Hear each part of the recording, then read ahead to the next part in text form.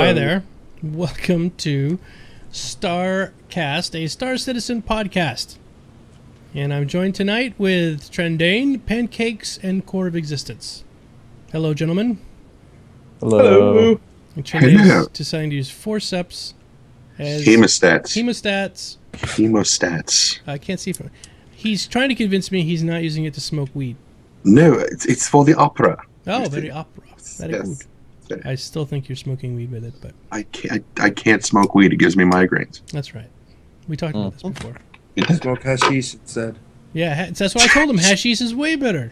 I don't think my housemates have dispensary cards for hash. So It's too bad.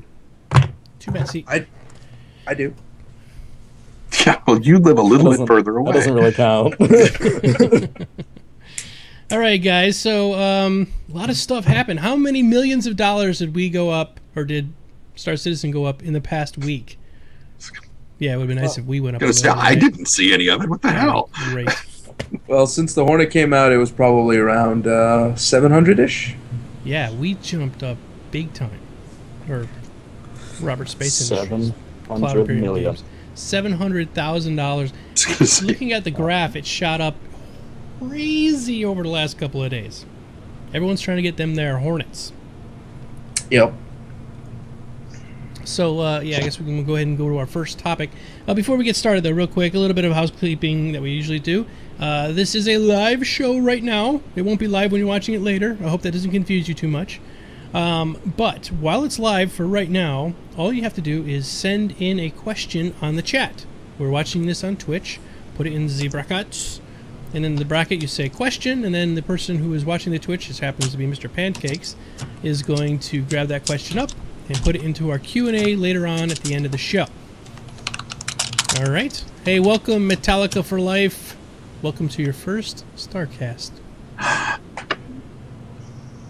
Our first question is... We already have a question, Trendane. Would you like to answer it? Does Trendane have a photo shoot on Saturday? Yes. Well, which Saturday? This Saturday? No, I have a photo shoot rehearsal this Saturday. Oh, right. Yeah. So... Practicing. No. Zenner Buffin said, is this show really live or is it all a clever ruse? Now, he wrote that 2 weeks ago when we recorded this show. Yeah, it's actually a ruse. It is a ruse, and now we're playing that back at that point. Zenner Buffin. That's the way we roll. Is that why we're doing Q&A now at the beginning of the show? No, we're doing it in Because it's actually 2 weeks ago that we did this part? We did this part. All right, so updates from last week. What came out that was new and exciting from SIG, Cloud Imperium Games? Sig. What's that, Pancakes? I was saying Sig. Oh, SIG. Sorry. That's all I got. Well, in the past week, we got the new Hornets, which are the 3 Hornet variants that are currently out, which is the Ghost, the Tracker, and the Super Hornet. And we also got a patch for the hangar to view said Hornets in the hangar themselves. Beyond that, we got a new stretch goal, which some people are going to be looking forward to, and other people are like, why the fuck is this a stretch goal? Probably because they were traumatized as youth going to Disney World and riding a monorail, and they said, I can't do that. I'm terrified of monorails. Yeah, that was kind of... Monorails, best thing ever. Just saying. Traumatized people... It was so funny when they talked about the public transport system, and they talked about inter-system and interplanetary transportation, and then the first concept art they show is a monorail for intra-planet transportation. It's a very fast monorail. Yeah, of course. But somebody did have a question once on our show that asked, would they ever do some kind of like Floston Paradise planet? The question was, would they ever have some sort of really cool ship that you could ride around like a Carnival cruise liner? And I think they did say in this that they were, one of the parts of the stretch goal was that they were going to have Starliners. How the hell do you do an intra-planet? Not an interplanet, because I was like, it's got to be really stretchy. Well, you could have the monorail go right into space, and it sort of launches off the end of the monorail and flies in space till it gets to the next part, and it hooks up and lands. We call that a lac mag, and no, it's just... or a mass driver. We're just going to shoot people at your planet. Yeah. No, but intraplanetary. Gotcha. Okay. Intraplanetary. All right. Yeah. So there's stretch goals. Very exciting. Letter from the chairman. Basically, enhance capital ships, which was talking about. In addition to the command and control systems we've already outlined, we're going to expand capital ship functions, lead a damage control team to fight fires and repair key systems during battle, control internal bulkheads to slow borders, and man a number of consoles like navigation and engineering that will make commanding a capital ship feel even more immersive. That sounds a bit FTL, doesn't it? It sounds very FTL. And also, I can imagine having a lightsaber and shoving it into the bulkhead and cutting a hole in the door. Look, it's a lockpick. Exactly. I want lightsabers as a stretch goal, damn it. Lightsabers would be pretty awesome. It would be pretty awesome. So, yeah, that's the 26 million stretch goal. What's 25? I forgot what 25 is already because we're going through them so quick. 25 is the advanced alpha or whatever it's called. Right. Yes, the advanced alpha, so that they can test a wider variety of things. Not too exciting in my opinion, but Well, it depends. Maybe that means that they're going to spend more time on the dogfighting module and put Idrises in there. We don't know if that's what it means, but if that's what it means, then yes, awesome. If that's not what it means, then boo. yeah. We'll see. I guess we'll find out when we get there. Did you guys see? I want to put a special shout out, just talking about stuff that happened last week. One of the guys who also does YouTube videos, his name is Anything FPS. Oh, yeah. He does great videos. Oh, yeah. If anybody hasn't seen him yet, go watch them because he's a regular viewer of this show and he comments on my videos and a lot of other people's videos. But his work is amazing, and they offered him a job at SIG. Yep. That's right. Didn't Wingman say, "Dude, you haven't answered your email"? Yeah. Which, Yes. I think. Yeah. Which means he's probably holding out. I think he should anyway. Be like, guys, I don't know. Maybe. I'll think about it for a couple weeks. 170 million's not enough. Yeah. Judging from the skills that he has, he's probably he was a CryEngine developer at some point. So that means he does have the skill to work on Star Citizen for sure. Absolutely. He's pulling off stuff that I just keep dreaming about. Like, I started making a video the other day where I wanted to have a freelancer land on the moon, and I'm actually still working on it. But it took me like 4 hours, and it's literally just a 2D ship I cut out to land on the moon. It looks like it's 3D the way the camera's set up. But anyway, yeah, he's like flying through space. He's doing all this stuff. He's really good. Yeah. So, very excited for him. Even if he doesn't pick it up, he's definitely getting noticed by the guys at SIG. Yeah, definitely. Unlike the rest of us making videos day in and day out, and they haven't mentioned us once. But hey, I'm not bitter. I want all I can say is I want Anything FPS's hangar because that thing looks fucking sick. Mm-hmm. Yeah. He did. Oh yeah, by the way, he did have. It is available for download. He has. You can download the Connie, and he shows you how to install it. So even if you don't own a Connie, you can still open it up in your hangar. Yep. Which is awesome. And I'm thinking about doing that anyway because I don't have a Connie, but I'm looking at one. Maybe down the road a little ways. Well, don't wait too long. November 26th is coming up quick. Mm-hmm. What is that date? The LTI cutoff date. Any ship bought after this period will not contain LTI. Oh. I don't think I have LTI. I mean, I have the freelancer, but it's...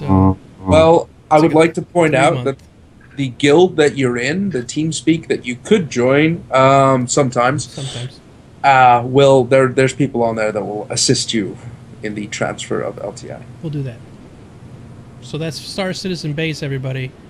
The Imperium. Check it out. Check it out.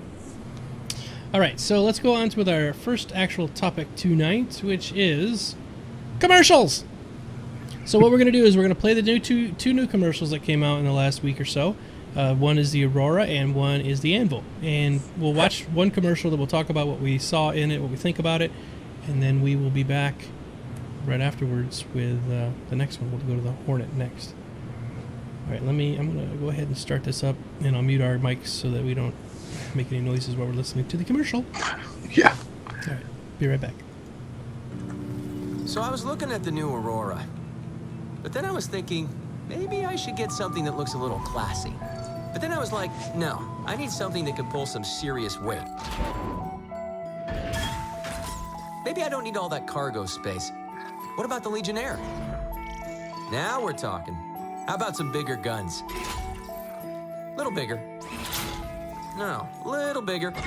There you go. And maybe some rockets, too. Actually, I should probably upgrade the power plant. I did like the leather seats on that LX, though. Yeah, perfect. All right, let's see what this baby can do.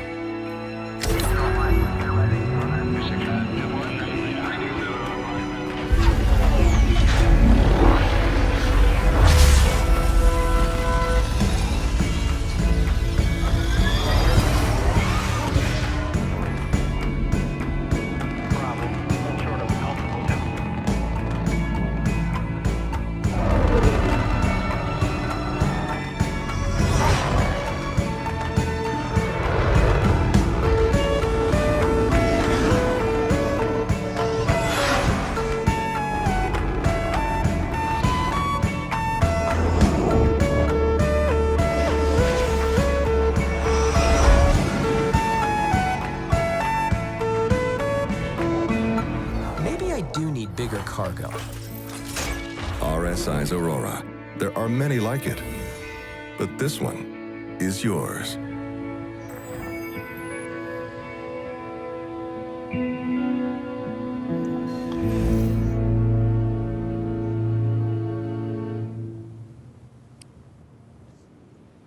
All right, guys, so what do you think?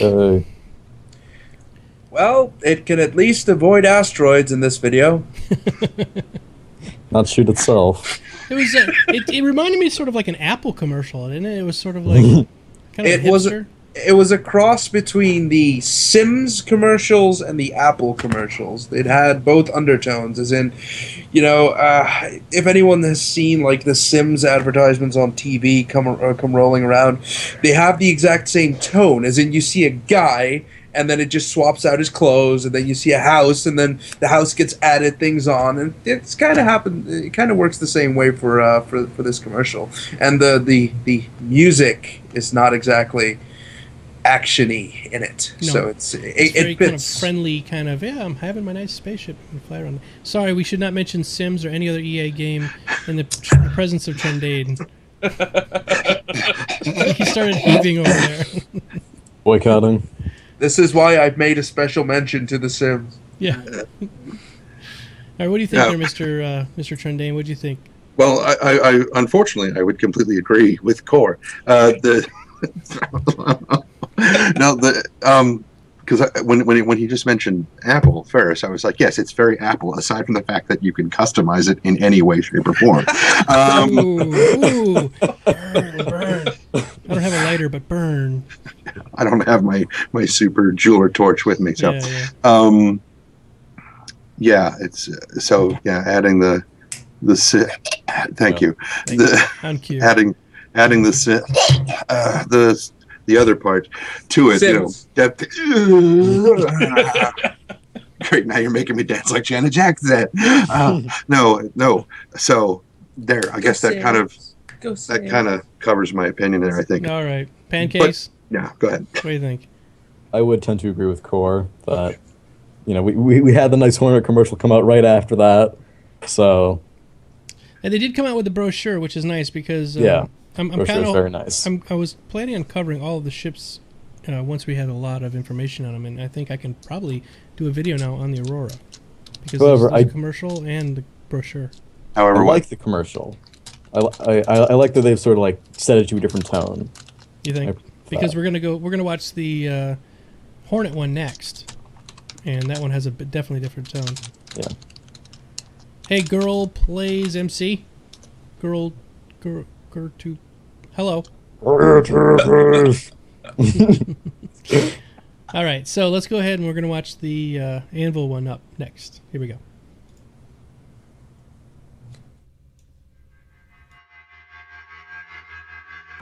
Legendary fighter pilot Aria Riley once said, "Give me a fully loaded Hornet, and I'll shake the gates of heaven." Anvil Aerospace's Hornets have faced Vandal, Xi'an, pirates, and criminals.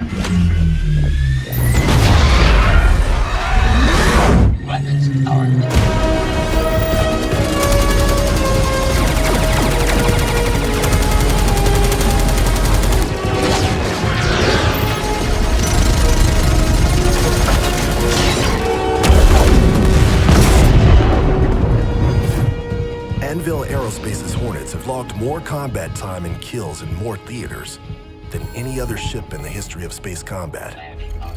Battle-tested in the harshest conditions, the Hornet has proven time and again its ability to withstand damage and still be able to dish it out.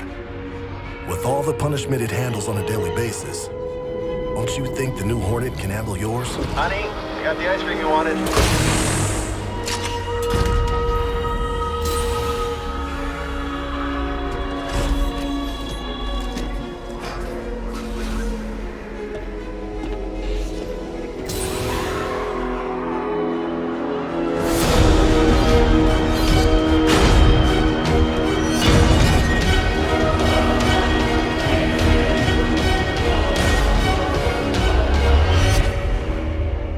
Anvil's new Hornet F7C. See your authorized ship dealer for options. From a local dealer today.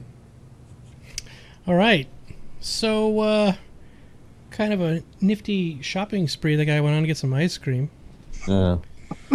What neighborhood he went to? That was one of my questions. He must love that woman. Something fierce.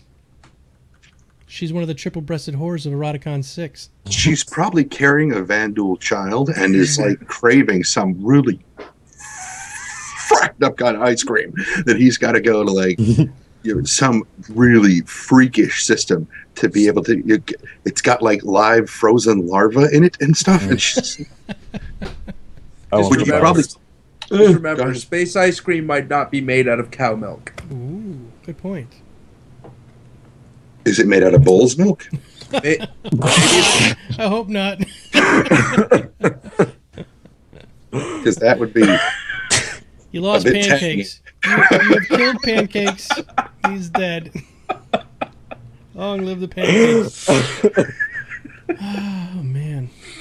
So anyway, what did you guys think of the commercial? Thank you. We saw one video where the Aurora nicely dodged all the asteroids, and then we had another video where it just flew into an asteroid. So either, the Aurora is not that great for dodging asteroids, or I was piloting it. Or could we say that there is actually a tiny bit of skill involved with this game? No, we can't. A monicum. No, you just have to buy the best ships. That's why. Right.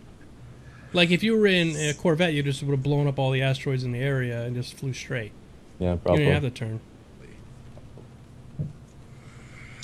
We'll get to that next. We're going to come up to a new topic in just a minute. Spoilers. The pilot sucked. Yes. The funny thing about the commercials is actually that in the first one, you had the real Vive, and even in the original 300i one, they just showed the 300i, or they just showed the Aurora. Whereas in the Hornet one, it's just like, no, fuck the competition. We're just going to show the competition fly into an asteroid and then get its ass handed to us by the 8 weapons that are on the Hornet. It can, of course, have 10, but I didn't see it fire any missiles, so let's not talk about those 2. So yeah, it basically what you see in the video is a little bit of propaganda for the Hornet, as where a lot of debate has actually sparked from, which is saying that the Hornet is overpowered. Yet we haven't even got in the game yet. How do we know it's overpowered? I love these people that are freaking out about this stuff right now.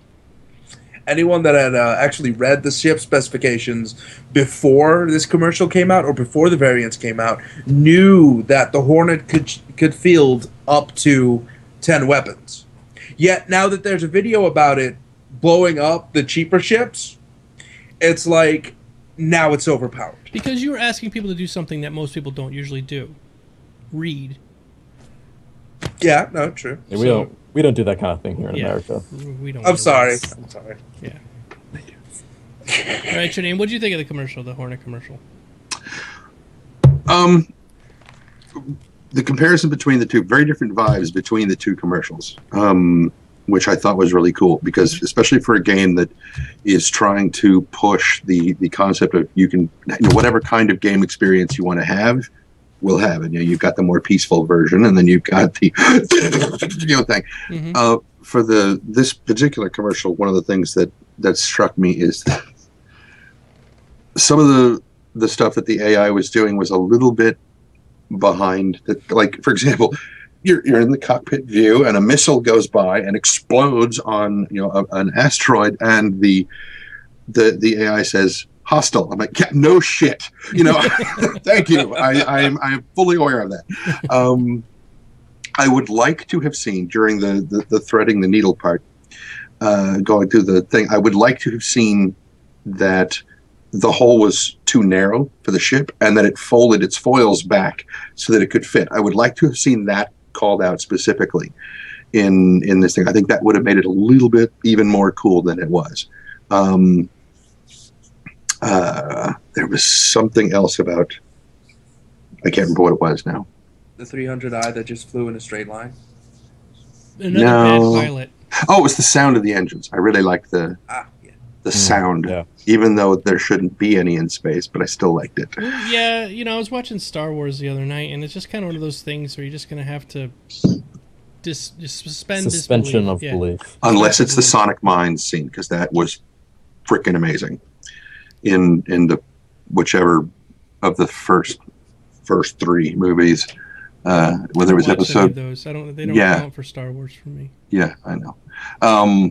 Anyway, there's Ben Kenobi's flying through he's chasing Jango Fett. He's flying through an asteroid field, and you hear nothing, and then there's this. I was like, God! Watching that in the theater was absolutely orgasmic. It was fantastic. Metallica for Life says episode 2, and hello Oda-Ken. Sorry, some little shout outs. Sorry. No, it's okay. Yeah, I thought they're really great commercials. I think both of them kind of fit the type of person that might want to buy them. I don't think that a person who's really into combat will really want to go for the Aurora. But they made the Aurora seem cool and hip, which is nice, because that's kind of a problem. People who are starting out with an Aurora, they're going to feel like they're just crap in the universe, and they're not, but they're going to start out with that sort of feeling. So they kind of made the Aurora feel, like if you're in Aurora, you're in a pretty cool ship, and you can always upgrade it, which is something that they wanted to pass out there. Interesting fact about the Aurora that has now been sort of obscured because the information was on the old RSI website, is that the Aurora is actually based off the original first jump-capable ship from 800 years ago. Okay. And it's kind of its spiritual successor. So in that sense, it is a good starter ship because it was literally the first ship that ever jumped through the gate. But it's still modeled after a 700-year-old ship, and the Hornet's modeled after a 200-year-old ship. So there is a difference in quality there. Yeah. All right, well, good. That was a good thing. Anything for you, Mr. Pancake, specifically about the Hornet commercial? I do very much so like the Weekend Warrior idea. Though that's not anything new. So there you go. Okay. I like the pew-pews. The pew-pews were very good in that commercial. It's actually interesting to note, sorry that I'm cutting in, it's actually interesting to note that none of the current Hornet variants have the canard turret, which fits under the nose, but they're optional on every single one. And I did notice that they hid the fans. Well, mostly. They're still there, but they're behind the grill on that one. On the Right. Super Hornet, yeah. Probably because it's causing so much contention. Just like there's no sound in space, there's no air, but we won't go there now. All right. Like the fans. All right, so now we're going to enter into a realm of discussion which causes so much hate and misinformation and name-calling. On my channel, I made a video, just before we get into it too much, but it actually is on topic, so I can talk about it. But I made a video explaining how Star Citizen, in my opinion, was not pay to win. And I explained it that way. I said, this is why I think it's not. I've been called pretty much every name you can think of by all these people that find my video and just blast me for it. I mean, they are tearing me up saying I'm an idiot and a lot of worse names than that, that I don't understand pay to win is. And all I'm getting is that these people don't understand the whole concept of the game. Like, this is not the way the game is going to operate when it's released. Like, when it's released, you're not going to be able to buy ships for real cash, are you? No.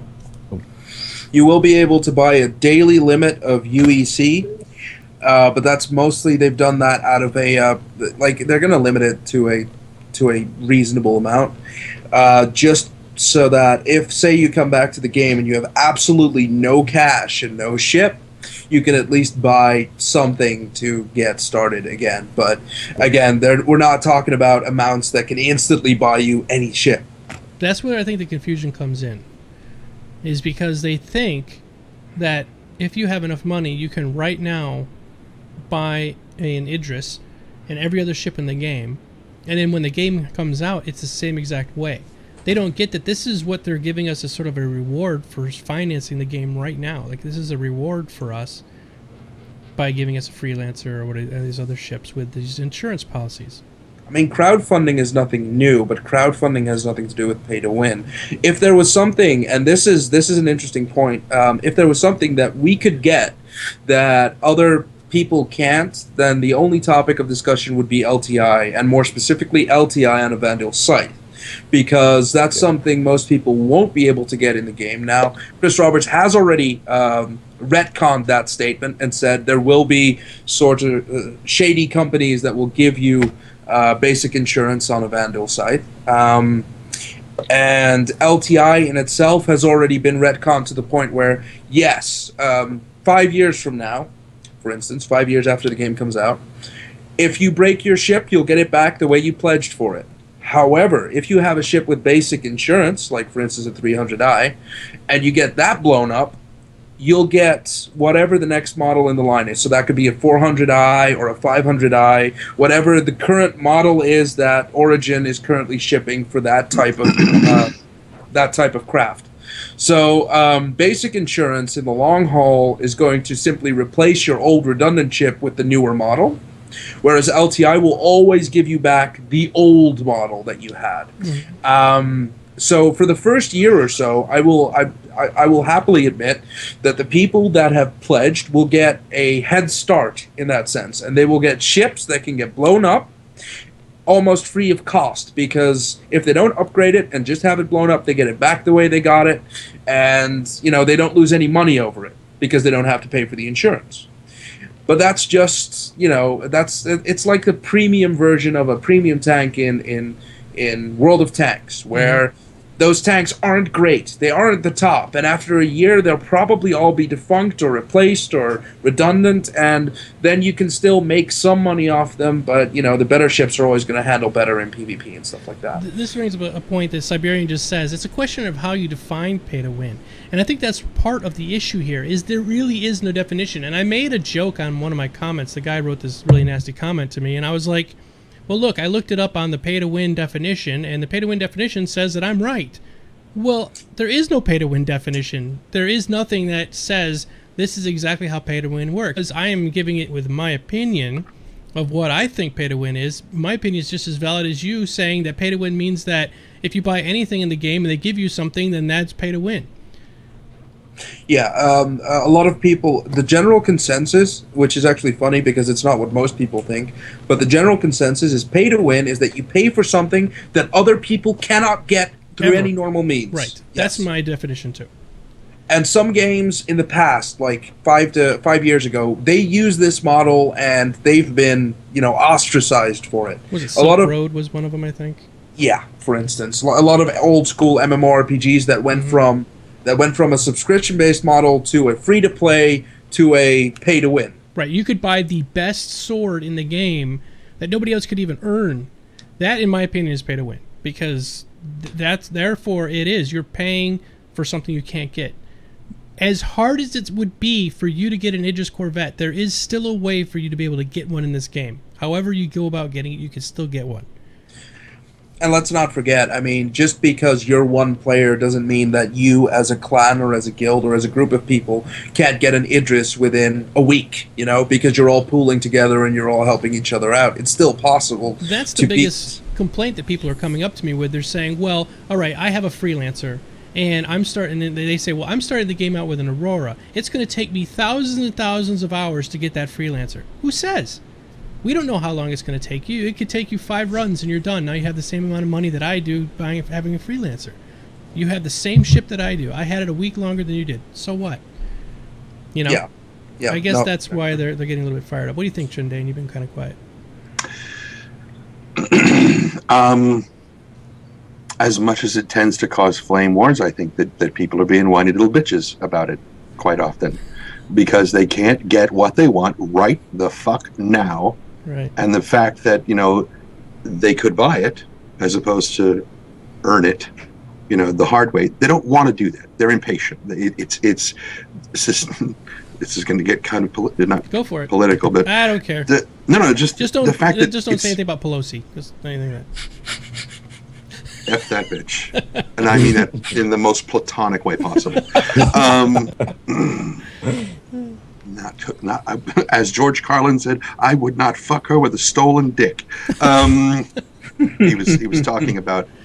Yes. Anyway, okay, so let's get back. We've gotten to a point where we live in a disposable society of instant gratification. Mm-hmm. It's if somebody cannot get what they want to win the game right now, it's pay to win because people have become so impatient they don't want to spend the time to earn it any other way. Well, let me play devil's advocate here for a second. Okay, go ahead. Don't you think the rest of us here that have bought our ships are kind of in that category?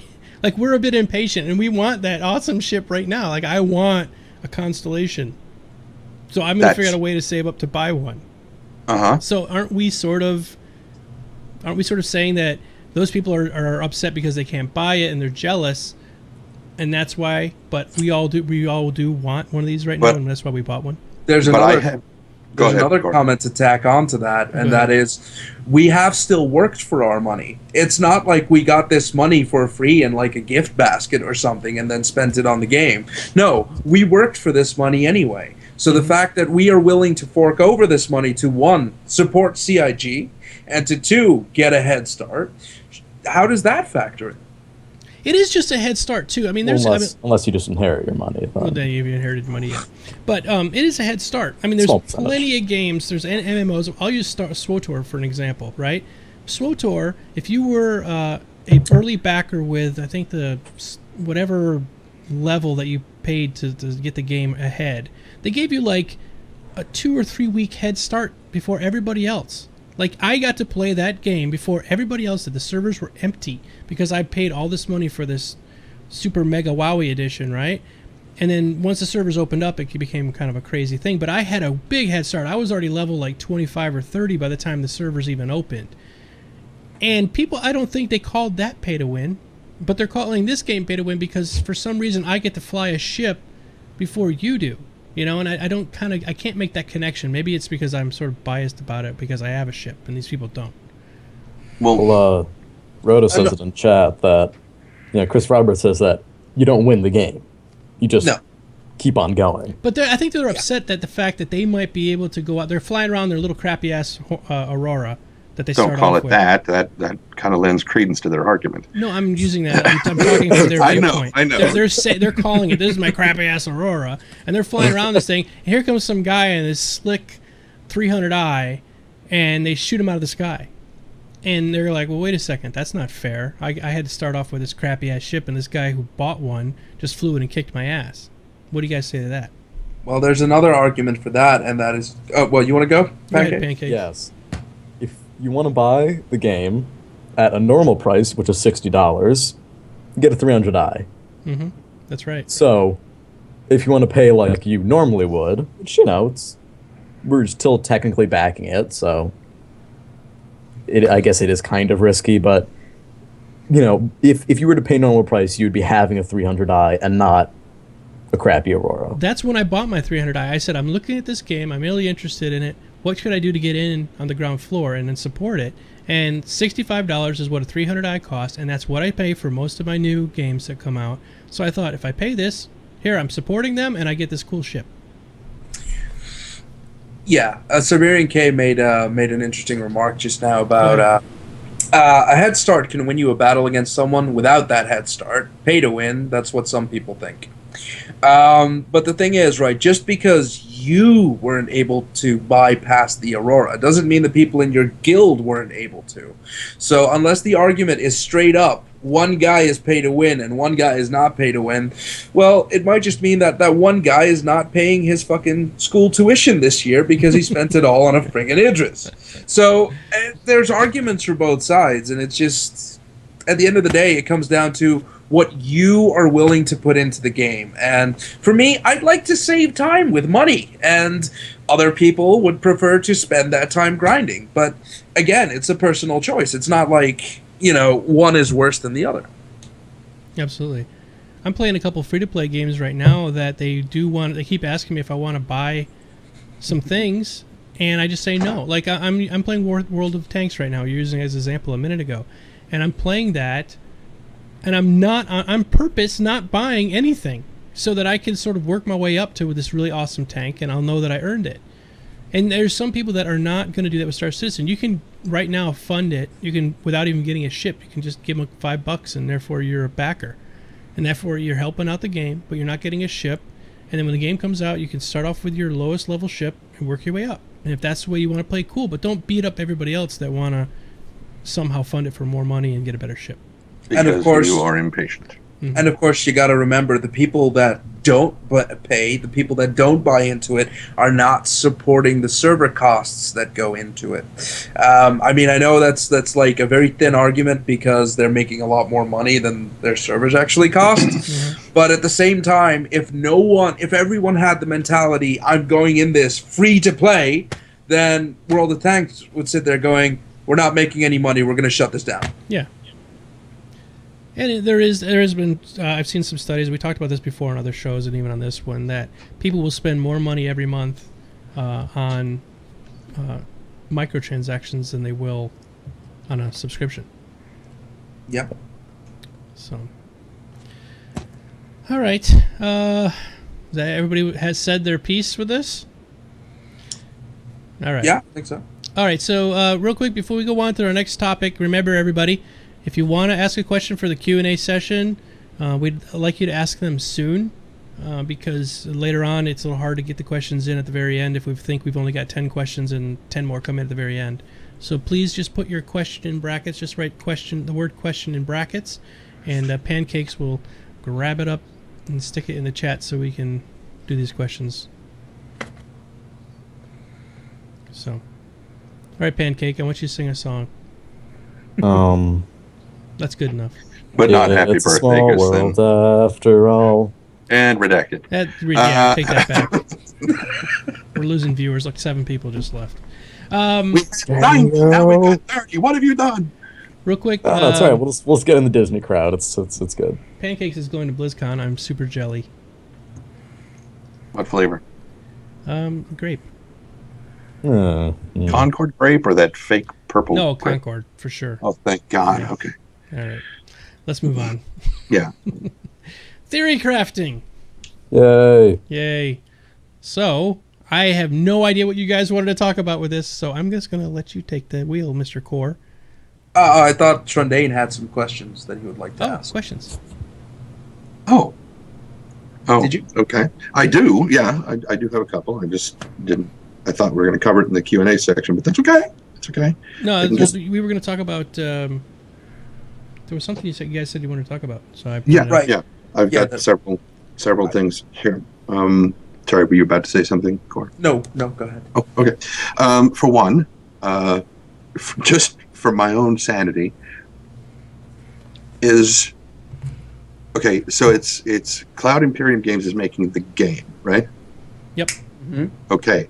Now RSI is a fictitious company that within the game. Yes, that makes several of the ships. Yes. Okay. Thank you. I And will for some stop reason using them interchangeably. They worked out a way to like sell other companies' ships and make all the profit for it. Yeah, there's some kind of scam going on with that. Google. Excuse me. Oh, there you go. Yep. Google, they rape you both directions. We call that spit roasting. And so there was I didn't need to know that.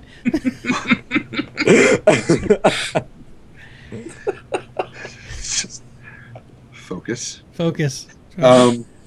So I recently recorded the narration. Well, I started recording the narration for the Origin Jumpworks Corporation. And before we go on with that, tell everybody about what you're doing, so that there's some new viewers here tonight that might not know what you're talking about. Oh, well, for you new people, one of the things that I do is I take the galactic guides that are posted on the RSI forums, which is apparently not the CIG forum. See, this is where the confusion comes in for me. And so I take the galactic guides, which feature data on all these different star systems and companies and historical data points and whatnot. Mm-hmm. And since, as we've already covered in this particular episode of the podcast, there are a lot of people who don't like to read. So it is therefore the responsibility of narrators and voice actors like myself to go through and narrate the things so that you can just be flying along in your interspace ship name here and just let it play. Now, the ultimate dream is to have that part of your starship's AI. You can just call up a library entry on whatever system you're going to, or maybe you're sitting in a bar and you're Moby-Glash, like, I want to go over to Keel. What's in the Keel system? And you open up your Moby-Glash and it tells you and everything like that. So the most recent of the narrations that I've been working on is the one for Origin Jumpworks. And in that article, one of the things that it says is it's specifically talking about piracy, the company's position on piracy. And it says the 300 series is never a smuggler or aggressor. And it makes me wonder, will the NPC company, if you as a player character are a pirate and you are known to be a pirate, good luck getting into UEE space anyway, but if you go to the showroom on Terra or in New Austin or Prime, the cities there, and you go to the dealership, if the company knows that you're a pirate, will they refuse to sell you a ship? Well, judging from what it says, yes. Or you could say that money is money and they won't ask questions. Well, that's where the theory crafting comes in. I mean, how far is the gray market, which only wants money, and the black market, which specializes in contraband, gonna be a factor? Because of course you'll have the gray market NPCs, which are basically like all profit all the time. We don't care if you're evil or good or makes no difference. Just give us money. And you're going to have the black market, which, of course, deals in all the shit that's supposedly illegal, scrubbed chips, stuff like that. Mm-hmm. And you're going to be able to get it that way as well.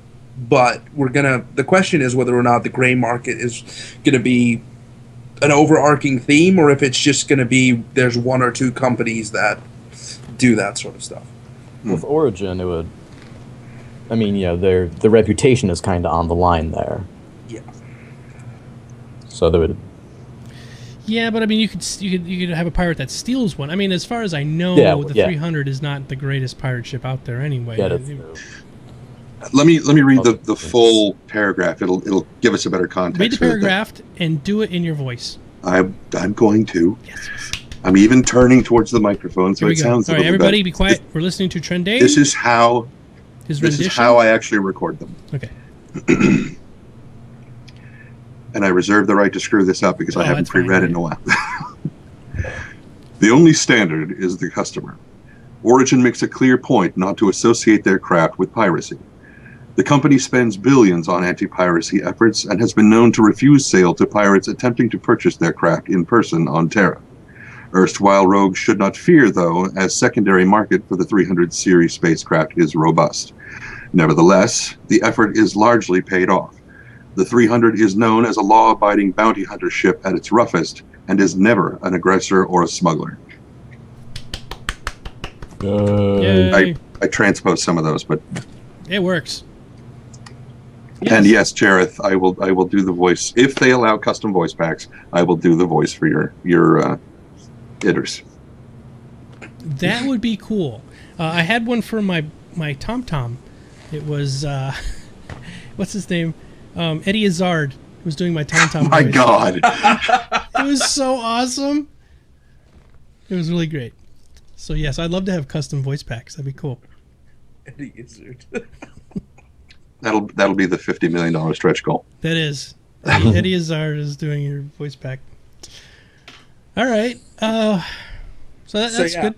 Go ahead, Core. Probably the manufacturer or any, Origin dealer will not sell to roguelikes. But again, like I said, it's a question of how much they're going to extend into gray market, which is probably going to be dealers that sell all kinds of ships and don't really care about your affiliation. Mm-hmm. And you're also going to have black market who, of course, really don't care and just want money. I mean, there might be used ship dealers. Yeah. It's just like there's used car dealers, and maybe Mercedes won't sell to a drug dealer, but drug dealer's going to get that car either way. So, yeah.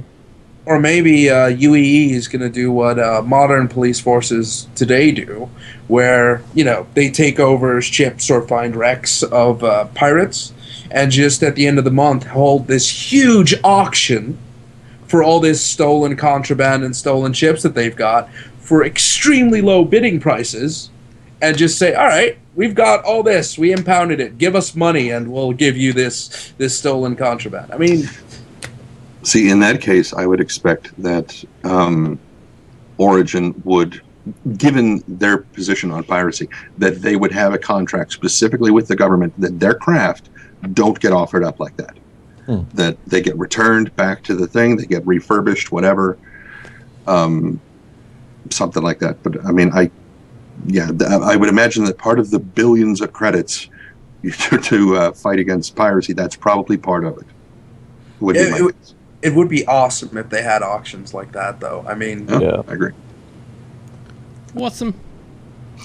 All right, so we've gone an hour now. So what we're going to do is we're going to take a break. I'm going to stop the broadcast, and we will come, because last time I put it up, it had a 5-minute break in the middle, and everyone got all upset. So I'm going to stop the broadcast this time, but we will be right back. While we're gone, please put the questions in, because we're going to question and answer time when we come back. We'll be back in 5 minutes, and we'll go on for as long as it takes to go through all the questions. All right? So we will see you all very, very soon. Be right back.